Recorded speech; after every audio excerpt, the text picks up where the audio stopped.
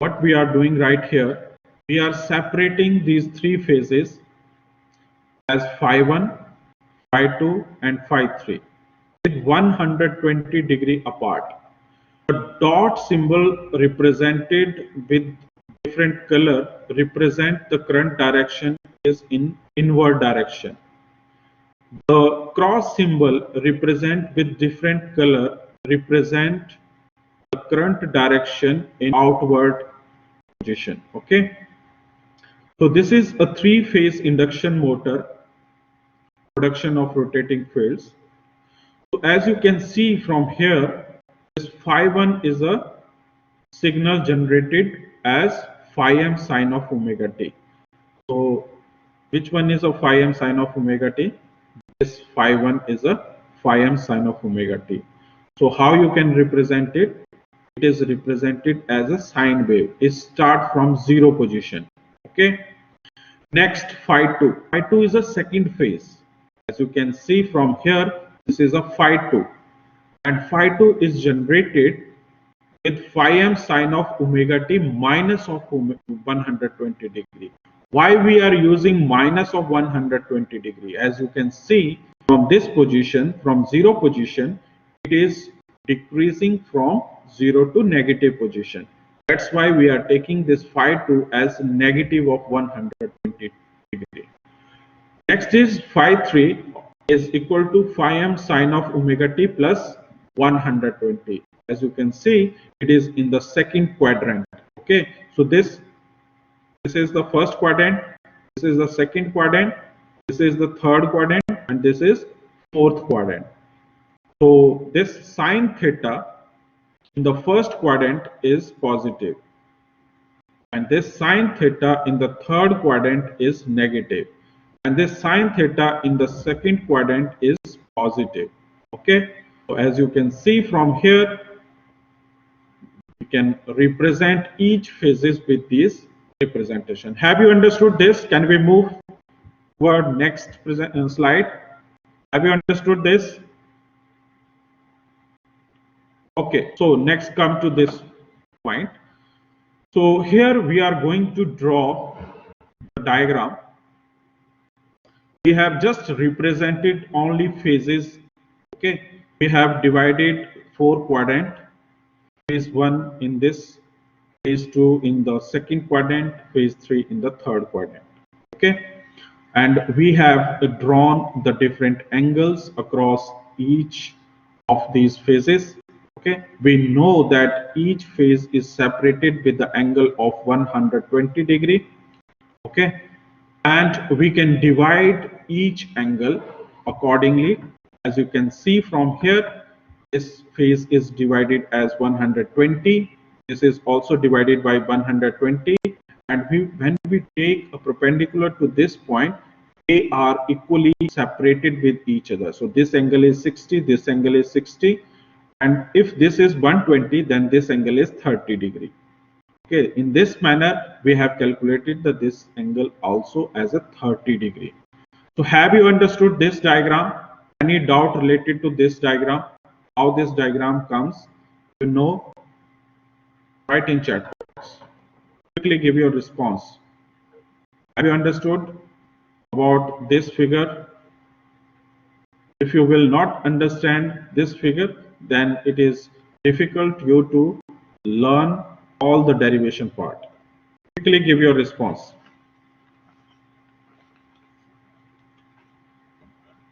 Quickly give your response. I have not received any response. Okay. So now the horizontal component of this phase. So which one is the horizontal component? As you can see from here, phi of h is equal to phi 1 minus, this is the first component, phi 1, and phi 2 into cos of 60 degree.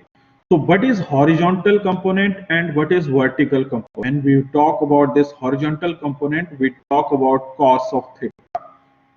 When we talk about vertical component, then we use this sine of theta. Okay, so now we are concentrating on these horizontal component. So horizontal component means cos of theta.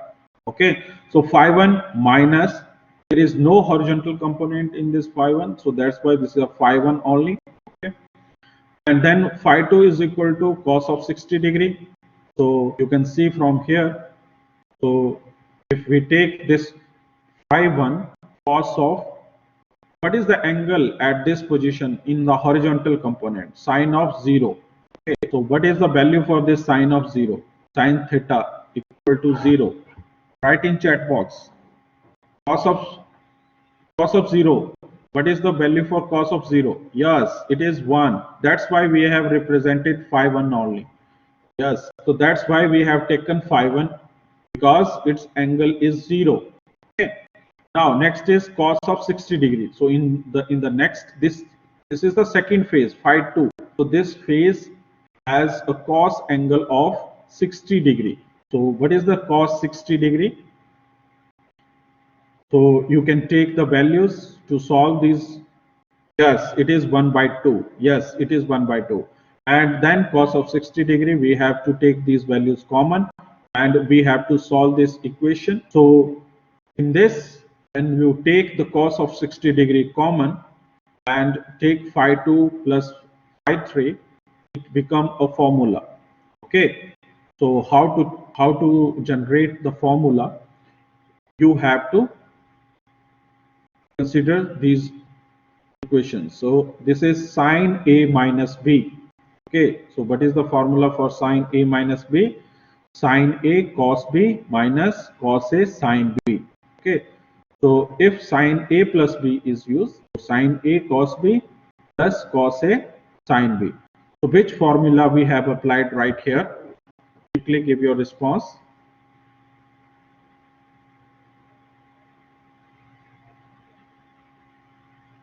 Quickly give your response. We have to create a formula right here. Okay, we have to create a formula right here. So we have to rearrange this equation according to this formula. Okay, so we have to use this phi m sine of omega t minus cos of 60 is 1 by 2 and phi 2. Quickly give your response. I have we used both. Yes, you can use both, but how you can generate? You can see from this equation. This is phi1, this is phi2. We have to put these value in this equation. Okay, this is phi3. So we have to put these values from here. Phi1, phi2, phi3 is written right here. This is phi1, this is phi2. Okay, and this is phi3. Here we have to solve these equations using these formulas. So we can apply these formula and we have to solve these equations. Okay, so after solving these equations, we achieve the value of sine of omega t minus 1 by 2 phi m to sine of omega t minus 1 by 2. So we will cancel out all these values. Okay, and we achieve value for this horizontal component as 3 by 2 sine of omega t. Okay, now we will consider the vertical component. What is the vertical component? We will talk about these components right here. Okay, this is the vertical component. So we will put these values: cos of 90 degree, cos of 30 degree and cos of 60 degree. Okay, so these are vertical component and we place these values. We find out these cos of 90 degree. What is the cos of 90 degree? 0. Okay, cos of 30 degrees under root 3 by 2. So we put all these values. Okay, and we solve this equation by putting the component phi1, phi2 right here. Okay, we will not put phi1 because it's 0 right here. Okay, so after solving these two equations, we have to find out a vertical component. So vertical component, this derivation will not be asked in your examination. I'm just explaining these derivations for learning how to find out the direction of that motor. Okay, so sir, in vertical component we have taken cos here, so you can take the sine also. You can take the sine also. We are taking the value from this position, vertical position. Okay, We are taking the value from these verticals. You can take the sine value. It's opposite. If you are using sine value, then the value is goes opposite side. Okay, understood? So how the vertical component becomes right here. So this is the vertical, and we have taken this vertical as a cos of phi, and we are considered as just like as previous one. So it is acted as a horizontal in this case. Okay, clear? If you are using sine right here, the angle is opposite. Okay, the angle becomes from here. Understood? Yes, they are both equal. Any doubt till now? Derivation will come in. No, derivation will not be come in the final examination. I am explaining it for the direction, how this direction will achieve by the motor. So from these mathematical expressions, we have calculated vertical component, we have calculated the horizontal component. So what is the vertical component? 3 by 2 sine of omega t. What is the vertical component? 3 by 2 phi m cos of omega t. Okay, so now we have to use the Pythagoras theorem or calculating the resultant. Okay, so this is the horizontal component, this phi h is the horizontal component, this is the vertical component. We have to find out the resultant. So how to find out the resultant? Using Pythagoras theorem you can find out this resultant. Okay, so p square plus b square.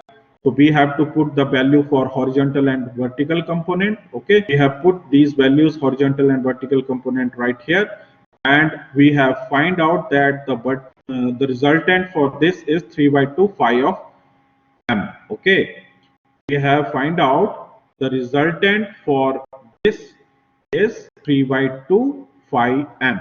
Understood? So how to calculate this?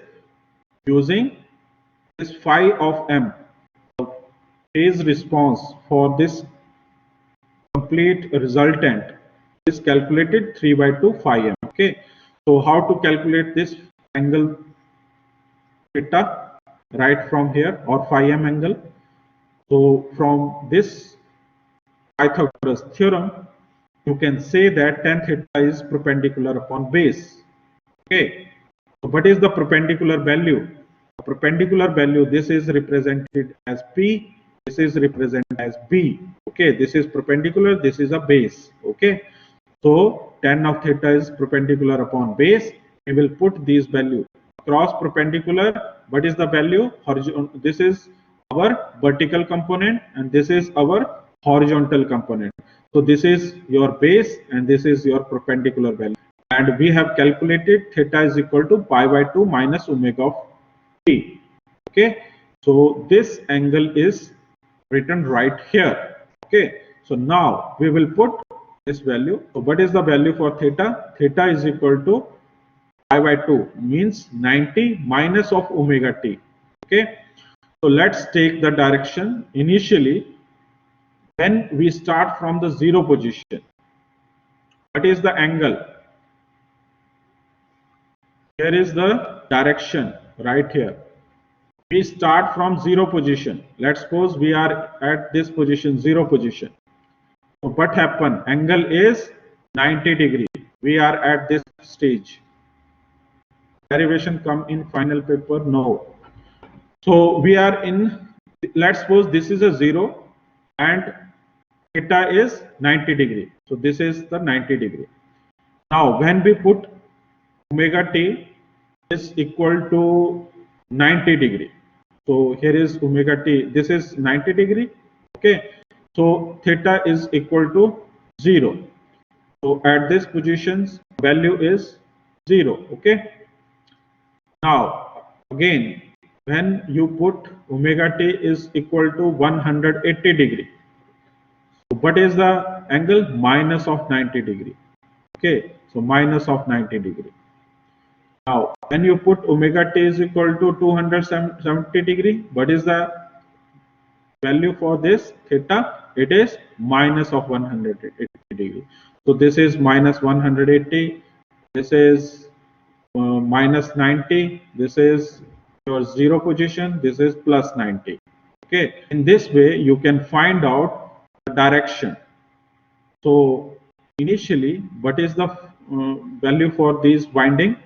So A1, A2, B1, B2, or C1, C2.